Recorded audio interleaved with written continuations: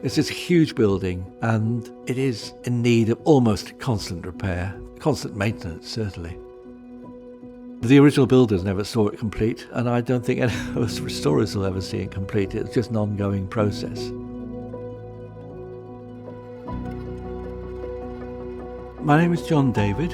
I'm currently the Master Mason Emeritus at York Minster. It involves the actual organisation of what stones are replaced in the building and how the work should be carried out.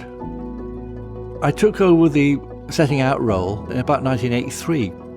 My predecessor, Peter Hill, set up the sort of setting out process here, which was very good. A lot of cathedrals have followed our practice here.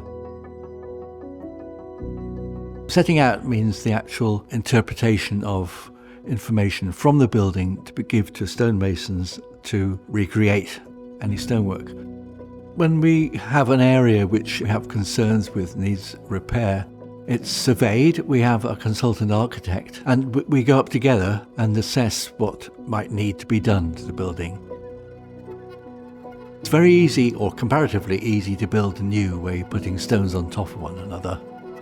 But a lot of the restoration involves inserting stones in buildings. When you do something to one stone, it might have an impact on a stone next to it. So every decision on any stone has to be decided by what happens to all the stones around it. What we do is try to get back to the original design. So you have to sort of understand the building, and it takes a lot of patience, and I must say care, to get it right. Once you've established what the original design of the building was, then you actually start drawing. What you're doing is communicating to the stonemason. I mean, I'm a stonemason, so I'm accruing the information that I would need to recreate that stone. The way it's always been done is to make a system of two-dimensional templates from the drawings. You take an aspect of the drawing, you make a template, you get the front of a stone, the top of the stone, the bottom of the stone. So any one stone might have 6 to 8 different pieces of zinc.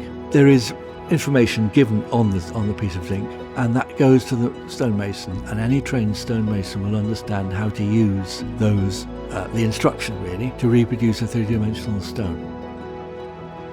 The results don't appear in the building for perhaps a year or 2 years. So it's quite a huge responsibility. You just check and check and check as you go through, because once that information is out, it has to work, otherwise it's not going to fit.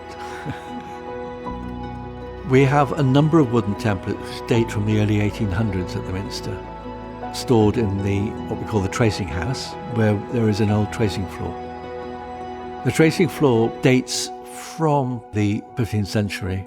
As we use a large table now to draw on, or even a computer screen, they used to use a plaster floor and draw one-to-one drawings and then make templates. We're just part of a loop in that long chain of people who come and look after this building.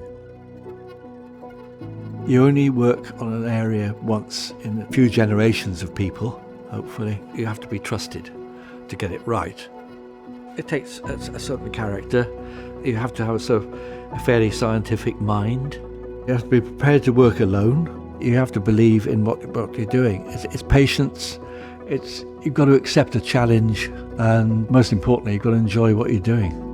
There's the wonderful aspects when you see something that you know that's going to work and be there for the next 300 or 400 years. I feel I'm just another one of the many people who've had the privilege to work on this building. It's a privilege. Sometimes you work on part of the building that, for 3 generations nobody ever go up and touch a stone again.